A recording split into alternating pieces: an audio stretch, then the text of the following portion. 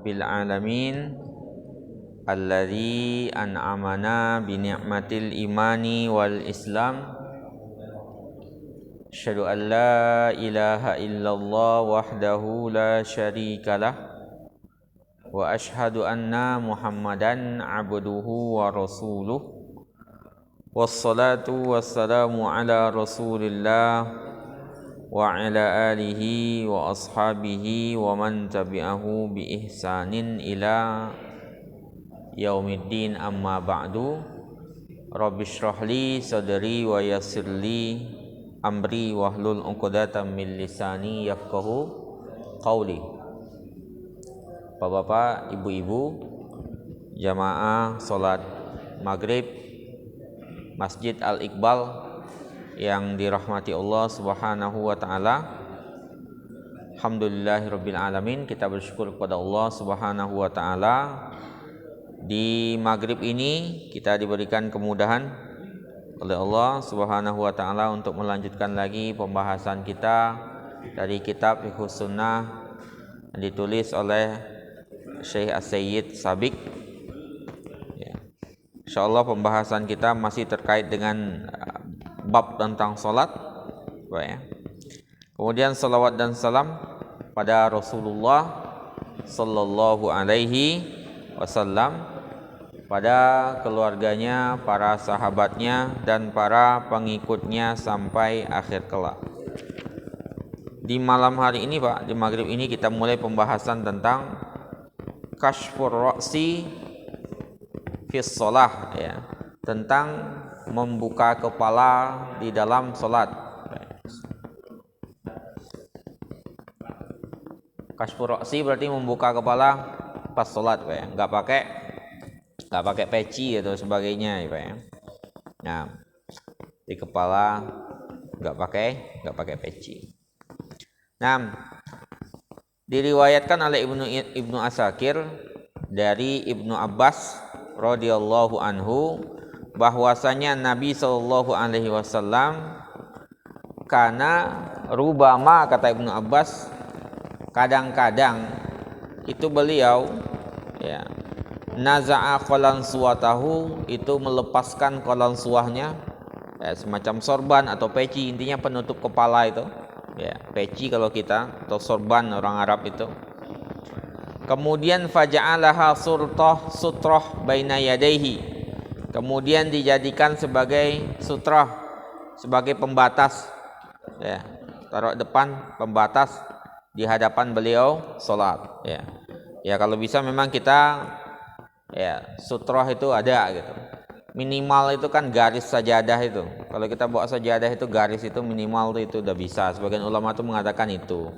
Ya, kalau Rasulullah kan kadang-kadang dengan anak panah itu, ya, dengan anak panah atau dengan peci. Intinya jangan kita dalam ruangan yang orang berjalan bolak-balik, Pak, ya, mana-mana, kemudian kita sholat di tengah-tengah itu. Minimal kita batasi. Ya, sebagian ulama itu mengatakan garis seperti ini atau garis sajadah itu sebenarnya sudah cukup gitu. Tapi kalau kita dalam kondisi yang agak ramai gitu, ya, kita usahakan ada yang lebih tinggi daripada itu, biar kelihatan sama orang. Tapi sajadah itu sebagian ulama sudah mengatakan sudah bisa dikatakan sebagai pembatas atau garis itu sendiri. Dan menurut Hanafiyah, mazhab Hanafi, itu la ba'sa bi sholatir rajul, enggak apa-apa seseorang itu salat hasirar ra'si, enggak ada peci sama sekali, kepalanya enggak ditutup, itu dalam mazhab Hanafi enggak apa-apa sama sekali. Cuman mereka mensunnahkannya, wastahabbu dzalika idza kana lil khusyu'. Kalau seandainya pakai peci itu akan membuat kita lebih khusyuk, Pak, ya, merasa sedang salat, nah itu mereka mensunnahkannya. Jadi disunnahkan kalau seandainya, ya, membuat kita semakin khusyuk dalam beribadah. Kalau kita ini kan tradisi, ya, lebih kepada uruf, ya, Pak, ya, tradisi. Apalagi kalau kita menjadi imam, menjadi khatib, itu kalau nggak pakai peci bisa jadi orang, ya, komentarnya macam-macam, jadi fitnah jadinya. Ya, makanya idealnya kalau kita karena tradisinya seperti itu, ya kan, al-uruf itu al-ada muhakkamah tuh. kebiasaan itu menjadi hukum dia, selama tidak melanggar dalil syariat Al-Quran dan Sunnah itu. Dan nggak ada dalilnya yang melarang juga untuk kita pakai peci. Apalagi tradisi kita juga pakai peci kalau seorang imam atau seorang khatib, ya. Sehingga idealnya kalau di kita ya memang harus pakai peci karena adatnya seperti itu, kebiasaannya. Kalau enggak nanti jamaahnya atau melahirkan fitnah di kalangan jamaah nanti itu sholat kalau enggak pakai peci. Jadi sebenarnya enggak karena enggak tahu, tapi itu kan akan melahirkan, memancing itu juga enggak bagus ya. Tapi secara hukum ya Pak ya, secara hukum itu enggak ada masalah sama sekali. Kita enggak pakai peci, ya, disunnahkan dalam mazhab Hanafi kalau seandainya membuat kita khusyuk. Walam yarid dalilun, dan tidak ada sebuah dalil pun, kata Syekh Said Sabiq, bi afdaliyati taqtiyatir ras. Tidak ada suatu dalil pun yang menjelaskan lebih utamanya menutup kepala dalam salat. Ya, enggak ada dalilnya. Makanya dikatakan al-urf. Kalau di kita kebiasaan, ya, kebiasaan. Kita ke masjid pakai peci itu bagus. Kebiasaan kita. Kemudian yang berikutnya adalah masalah istiqbalul kiblah, menghadap kiblat. Para ulama bersepakat ya Pak ya. Sepakat para ulama itu annahu yajibu alal musalli, bahwasanya wajib bagi orang yang salat ay yastaqbilal masjidal haram indas shalah, menghadap Masjidil Haram ketika salat. Itu wajib, disepakati oleh para ulama, wajibnya bagi orang yang sholat untuk menghadap Masjidil Haram dalam sholat. Dalilnya apa Pak? Dalilnya surat Al-Baqarah ayat 144. Fawalli, maka hadapkanlah wajhaka, hadapkan wajahmu, ya, syatrul Masjidil Haram, segaris Masjidil Haram, selurus Masjidil Haram. Wa haitsuma kuntum, dimanapun kalian berada, fawallu wujuhakum syatrahu, maka hadapkan, palingkan wajah kalian ke arahnya. Masjidil Haram ini Pak ya. Ya kan udah diukur ini ya. Jadi diarahkan ke arah sana. Dari Barra bin Azib Pak. Dari Barra bin Azib itu menceritakan, kata beliau, "Shallaina ma'an Nabi sallallahu alaihi wasallam." Kami salat bersama Nabi sallallahu alaihi wasallam sittata asyara syahran, 16 bulan. Au sab'ata syahran, sab'ata asyara syahran, 17 bulan. Nahwal Baitul Maqdis. Jadi dahulu di awal-awal itu Pak ya, sebelum ada perintah untuk mengarahkan ke Masjidil Haram, itu Rasulullah dan para sahabat itu 16 bulan, 17 bulan, berarti 1 tahun 5 bulan ya, atau 4 bulan itu menghadap ke Baitul Maqdis. Dan di hati mereka sebenarnya kurang nyaman juga. Kenapa kurang nyaman? Tapi kan itu perintah Allah Pak ya. Karena orang-orang Yahudi komennya menyakitkan hati gitu Pak. Nah, oh dia ngadapnya ke kita juga gitu ya, ke arahnya. Kan ke Ka'bah tapi ke arah Baitul Maqdis. Dan Rasulullah juga ya, apa dalam Al-Qur'an kan dijelaskan ya, Rasulullah juga kurang nyaman dengan itu sebenarnya. Nah, makanya Allah palingkan, tapi mereka diuji di situ. Selama 16 bulan para sahabat dan Nabi diuji, 17 bulan menghadap ke Baitul Maqdis ya. Baru setelah itu menghadap ke Baitullah ya. Nahwal Ka'batul Maqdis summa sarafna nahwal Ka'bah. Kemudian kami berpaling menghadap ke Ka'bah ya Bu ya, sebut Ka'bah. Jadi 16 bulan, 17 bulan itu menghadap ke Baitul Maqdis. Kemudian yang berikutnya Pak, hukmul musyahid lil Ka'bah wa wairul musyahid laha. Hukum orang yang menyaksikan Ka'bah, yang bisa melihat Ka'bah langsung, dan orang yang tidak menyaksikannya. Ya, jadi hukum orang yang menyaksikan Ka'bah, melihat dengan matanya langsung, dan orang yang tidak melihatnya. Kayak kita kan nggak melihat Pak. Jadi al-musyahid lil Ka'bah, orang yang melihat Ka'bah, yajibu alaihi an yastaqbila ainaha, maka wajib dia menghadap itu benar-benar ke ain Ka'bah itu, barang ke Ka'bah itu sendiri, langsung ke Ka'bahnya. Ya, wajib menghadap ke Ka'bah itu sendiri. Jadi ini Ka'bah depan berarti ngadapnya ya pasti pas ke Ka'bah itu Pak ya. Nah, walladzi la yastati' musyahadaha, sedangkan yang tidak bisa menyaksikannya kayak kita di sini Pak, tidak bisa menyaksikannya. Kalau orang di depan Ka'bah kan jelas tuh harus ke ngarah ke Ka'bah itu udah Ka'bah harus di depan gitu.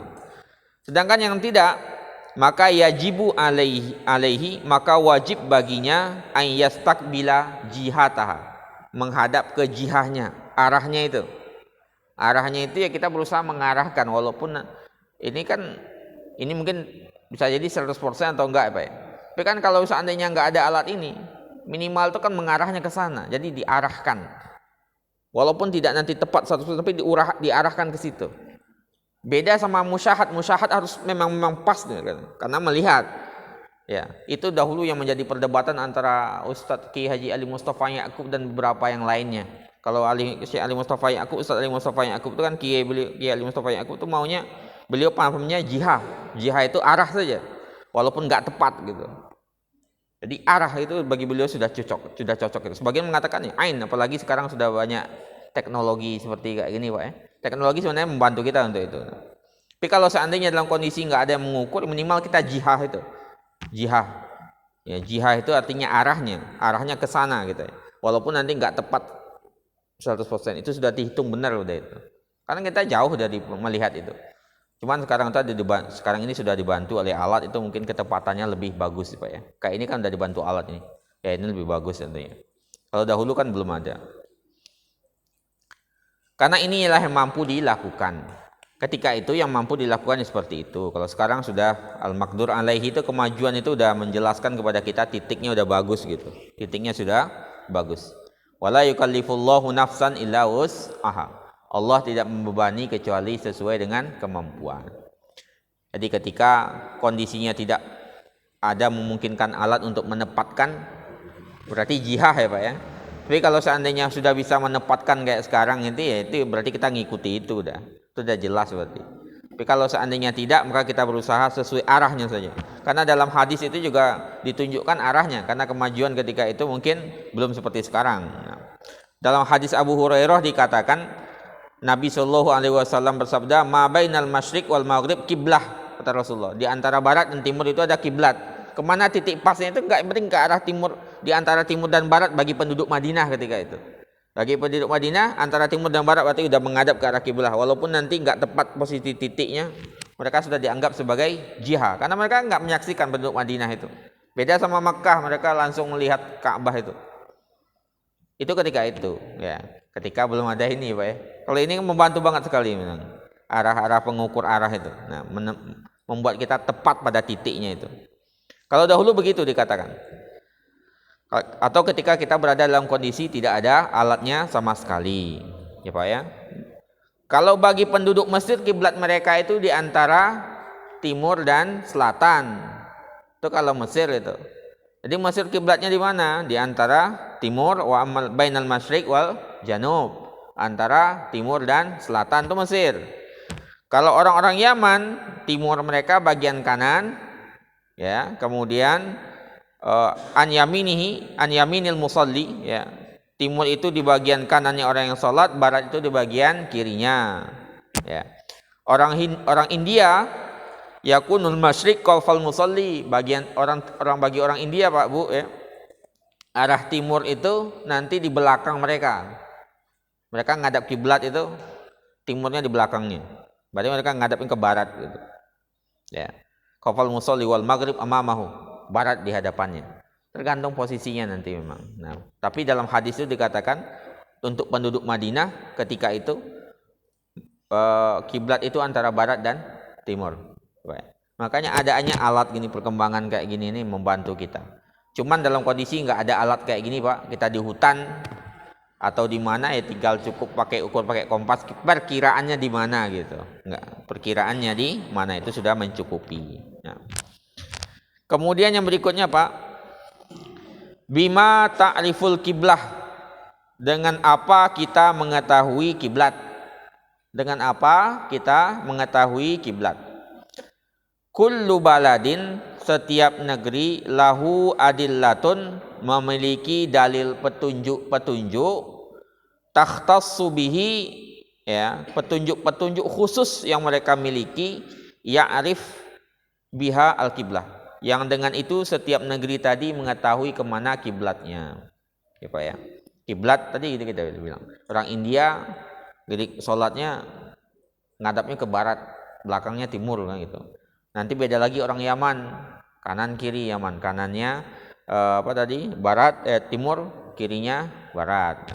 Orang Madinah di antara keduanya. Tadi sama berarti kayak orang Yaman, ya. Mesir di antara timur dan selatan. Jadi tergantung negeri-negerinya di mana. Nah. Kemudian salah satu cara lainnya untuk menentukan kiblat adalah dengan mihrab. Mihrab ini, ya. Mihrab apa ya? Nah, itu juga salah satu. Atau kayak gini nih sekarang udah ada gini. Atau dengan sini dikatakan ya Baitul Ibrah kayak kompas. Nah, kayak sekarang kan udah maju loh Pak ya. Sekarang aplikasi pun udah bisa gitu menentukan arah kiblat. Sekarang aplikasinya benar gitu. Nah, kemudian yang berikutnya Pak, hukmu man khafiyat alaihi, hukum bagi orang yang tidak jelas baginya kiblat. Hukum bagi orang yang tidak jelas baginya kiblat. Siapa yang tidak jelas baginya petunjuk-petunjuk tentang arah kiblat karena awan atau gelap misalnya, maka wajib baginya bertanya kepada orang yang akan menunjukinya arah kiblat, ya. Misalnya ya sekarang udah nggak kayak gitu lagi Pak. Misalnya lah dalam kondisi tertentu gitu, kita nggak tahu arah kiblat kemana, maka kita bertanya kepada orang yang tahu arah kiblat. Ya, tanya ke orang ini arah kiblatnya kemana Pak? Ya, mana Bu? Nah, itu menunjukkan. Nah. Gimana Pak Haji? Ini nanti kita lihat aja. Tunggu aja. Kalau seandainya tidak mendapati ya arah kiblat itu, maka dia berusaha sendiri Pak. Nggak ada orang yang bisa ditanya. Dia sendirian misalnya, maka dia beristihad sendiri. Diperkirakan kemana arahnya gitu. Ya, diperkirakan kemana arahnya. Ya, ngadap ke mana gitu ya. Ya. Dan sholatnya sah. Kalau seandainya dia sudah berusaha keras, kemudian itu sholatnya dianggap sah dan tidak perlu diulang. Walaupun selesai sholat nanti ketahuan ternyata salah. Kalau sudah selesai. Kalau seandainya tabayyana lahul khata asna as-shalah, kalau seandainya sedang sholat kita Pak, ternyata kiblat kita salah, kita ngadap ke sana misalnya, ini enggak ada tanda ini Pak. Ternyata kita ngadap ke sana pas awalnya. Teman mengatakan, tiba-tiba teman bilang ke kita, "Pak, salah kiblat" gitu. Ya, atau misalnya kita salah kiblat diteriakin seperti itu. "Pak, salah kiblat." Maka apa yang kita lakukan? Ya. Istadara ilal kiblah, maka dia langsung memutar ke arah kiblat ya Pak ya. Langsung mutar, jangan sholatnya diputuskan, jangan. Oh iya salah Pak, jangan, langsung mutar, langsung ngadap gitu ya. Langsung ngadap. Nah, diputar langsung memutar badannya ya Pak ya. Istadara ilal kiblah wala yaqta sholatahu, dan enggak diputus sholatnya. Jadi kalau seandainya sudah selesai berarti sudah tuntas sudah. Dia sudah berusaha keras mencari arah kiblat, ternyata sudah selesai sholat, ketahuan setelah sholat itu nggak ada masalah, nggak perlu diulang lagi. Tapi ketika sedang sholat, kemudian dia lagi sholat diteriakin sama temannya misalnya, atau dikasih tahu teman, dia tahu itu salah kiblat misalnya, ya, maka dia memutar badannya, tetap dilanjutkan sholatnya Pak. Misalnya udah 2 rakaat, berarti rakaat ketiga sekarang putar ke arah kiblat dan tidak usah diputus sholatnya. Dasarnya apa Pak? Dasarnya hadis Ibnu Umar itu. Hadis Ibnu Umar radhiyallahu anhuma qala bainaman nasu bi Quba fi sholati subuhi, ketika orang-orang berada di Masjid Quba. Masjid Quba itu masjid yang pertama kali dibangun ya. Itu orang-orang sedang sholat subuh. Sedang sholat subuh Pak. Ketika itu sedang sholat subuh. Izja'ahum atin, tiba-tiba datang orang lagi sholat subuh itu Pak. Udah takbir, udah masuk takbiratul ihram, udah sholat gitu. Tiba-tiba datang orang berlari, salah seorang sahabat berlari ketika itu. Kemudian teriak, Innan Nabiyya sallallahu alaihi wasallam, sesungguhnya Nabi sallallahu alaihi wasallam ya, qad anzala alaihi lailata Qur'anun. Malam ini itu sudah turun wahyu. Ya, Nabi tadi malam atau malam ini, al-lailah malam ini, ya malam yang sebelum subuh itu sudah turun wahyu Quran. Wa qad amara an yastaqbilal qiblah. Yastaqbilal Ka'bah, memerintahkan untuk menghadap ke Ka'bah. Itu diteriakin dari pintu itu, orang lagi sholat gitu. Gitu, orang lagi sholat. Malam ini sudah turun ini gitu, menghadap ke Ka'bah. Fastaqbaluha. Kemudian mereka menghadap ke Ka'bah, muter. Nah, muter. Wa kanat wujuhuhum ila Syam, awalnya wajah mereka menghadap ke Syam karena Syam itu kan arahnya ke Baitul Maqdis, ya. Fastadaru ila Ka'bah, mereka muter arah ke Ka'bah, ya Pak ya. Berarti kan muternya berapa itu? Berarti kita ngadap ke sini, berarti ini kayak gini, ya muter berarti ini. Nah, itu ya. Nah, ngadap ke sini.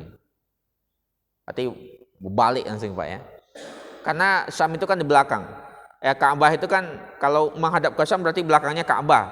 Seperti kasusnya Rasulullah pernah dibahas di bab Thaharah sebelumnya itu, Rasulullah sedang di Ibnu Umar naik ke rumah Hafsah, melihat Rasulullah sedang buang air, menghadap ke Syam, membelakangi Ka'bah. Jadi ketika menghadap ke Syam otomatis membelakangi Ka'bah. Nah, maka mereka memutar tuh, ngadap ke Ka'bah. Sedang sholat subuh ya Bu ya. Karena wahyu sudah turun, berarti kiblat sudah berubah. Sebelumnya menghadap Baitul Maqdis di Syam, sekarang menghadap ke Baitullah, menghadap ke Ka'bah. Itu terjadi ketika sholat subuh ya Pak ya, sholat subuh. Nah, hadis muttafaq alaihi ya, disahihkan oleh Bukhari dan Muslim. Nah. Gimana Pak Haji? Allahu alam, kanan sepertinya. Nah, kayak tayamanu mungkin saja. Muter kalau ke kiri nanti. Allahu alam Pak Haji, kemungkinan kanan sih. Allahu alam. Nah. Mereka berputar kemudian memutar ke arah Ka'bah. Nah. Summa idza shalla bil ijtihad ila jihatin. Nah, kalau seandainya ya dia salat kemudian menghadap ke sebuah arah, ya dia nggak ada tempat bertanya ya Pak ya, nggak ada alatnya, kemudian dia salat menghadap ke sebuah arah, dia meyakini itu kiblatnya, maka dia selesai salat, untuk salat berikutnya dia berijtihad lagi artinya berusaha lagi untuk mencari arah kiblat yang benar sampai dia benar-benar yakin di situ. Gitu yang dilakukan oleh orang yang awam ya, seperti kita lah ini. Seperti kita kan bisa dikatakan seperti itu Pak. Kita berusaha ya berpikir untuk itu, kalau nggak ada yang ditanya, kalau salah ya per salat kita berusaha untuk meluruskan arah kiblat kita tersebut ketika kondisinya tidak memungkinkan untuk bertanya atau nggak ada alatnya sama sekali. Nah, itu Pak. Kemudian yang berikutnya adalah mata yaskut al istiqbal.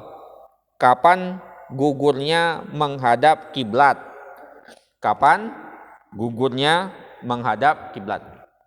Ada dalam beberapa kondisi Bapak Ibu ya, sekalian yang dirahmati Allah Taala, itu kita gugur hukum menghadap kiblat itu.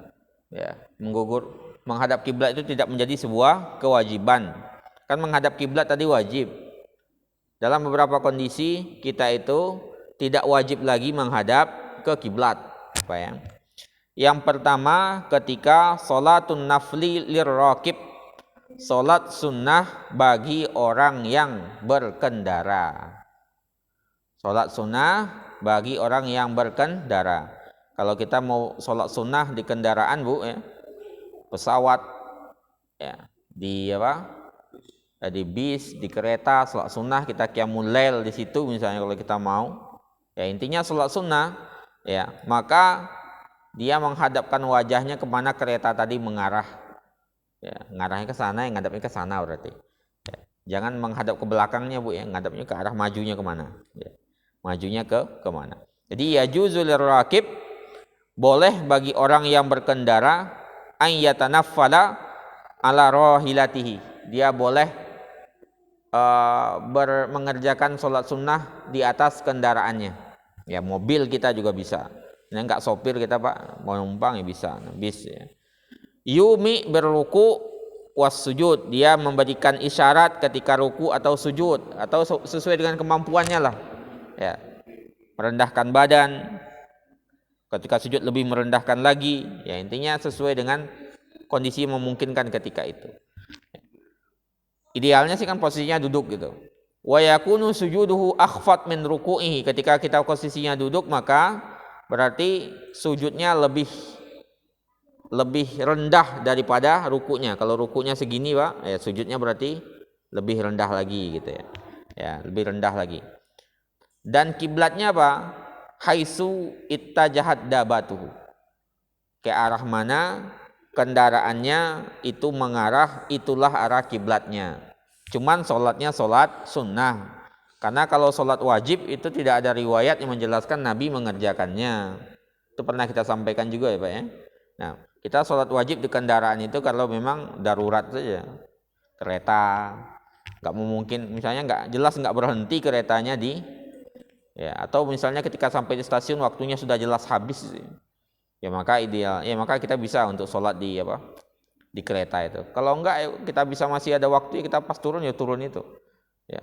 Nah, karena Rasulullah itu tidak pernah ya sholat wajib di atas kendaraan, berhenti. Nah, kalau sholat sunnah ya sering Rasulullah di atas kendaraan itu. Ya.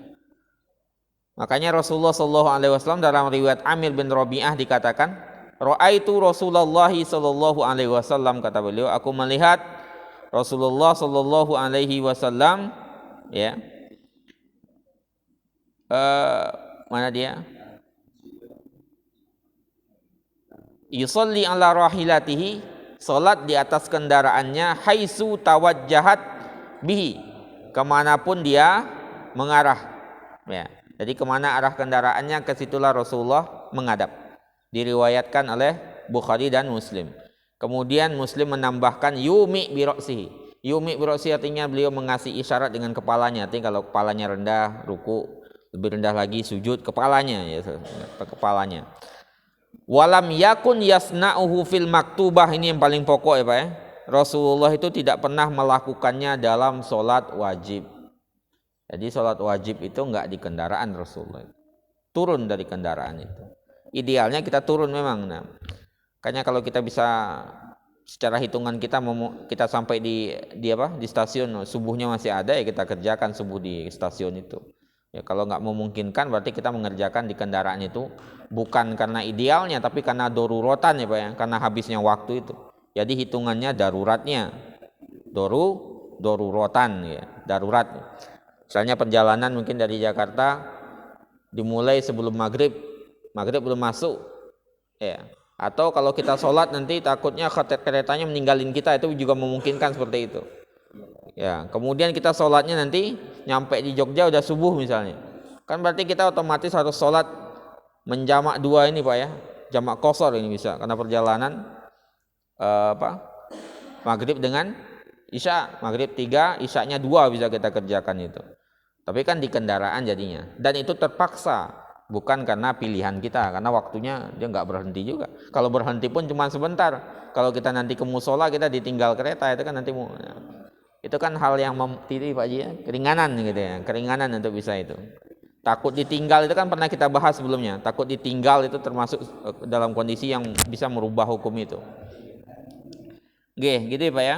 Kemudian yang berikutnya, riwayat Ahmad, Muslim dan At-Tirmidzi dikatakan, Anan Nabiyya sallallahu alaihi wasallam ya, kana yusalli ala rahilatihi, beliau salat di atas kendaraannya, wa huwa muqbilun, beliau berangkat menghadap dari Mekah, ya, berangkat dari Mekah ke Madinah, haitsu ma tawajjahat bihi, ya.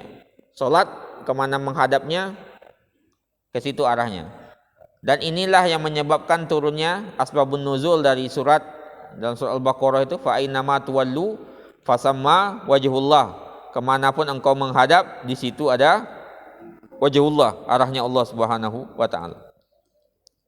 Dari Ibrahim An-Nakhai Pak ya, diceritakan, kanu yusalluna fi rihalihim, Dahulu mereka salat di dalam perjalanan di atas kendaraan mereka, wadawabihim, ya onta-onta mereka, haitsuma tawajjahat, kemanapun mengarahnya.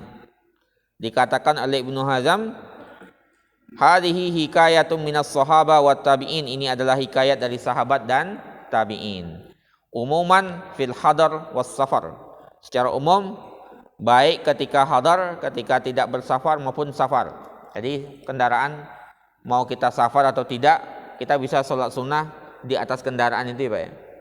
Jadi mau dia kita dalam kondisi perjalanan atau tidak, untuk sholat sunnah di atas kendaraan itu bisa. Kita lagi ke Jakarta misalnya, mau qiyamul lail dalam perjalanan, ya silahkan saja sambil duduk, itu nggak ada masalah sama sekali. Berlaku dalam hadar dan safar. Nah, dalam hadar dan safar. Nah, kemudian yang ketiga adalah sholatul mukrah wal marid wal khaif. Ini 2 dan 3 ini. Salat orang yang terpaksa, dipaksa itu ya, dalam kondisi mukrah ya. Mukrah ini apa? Tidak menyenangkan. Nah, wal marid orang yang sakit, wal khaif orang yang ketakutan. Ini orang yang 3 ini, Pak. Mukrah, dipaksa. Dia dipaksa ya, misalnya taruh di penjara, kemudian tidak memungkinkan menghadap kiblat, atau ditaruh di tempat tertentu, tidak memungkinkan menghadap ke kiblat. Kemudian khaif orang yang ketakutan, kalau menghadap ke arah musuh dan ke arah kiblat nanti bisa membahayakan dirinya. Atau marid orang yang sakit ya, Pak ya. Orang yang sakit mau menghadap kiblat, posisi kasurnya mungkin nggak ngadap kiblat, tempat tidurnya.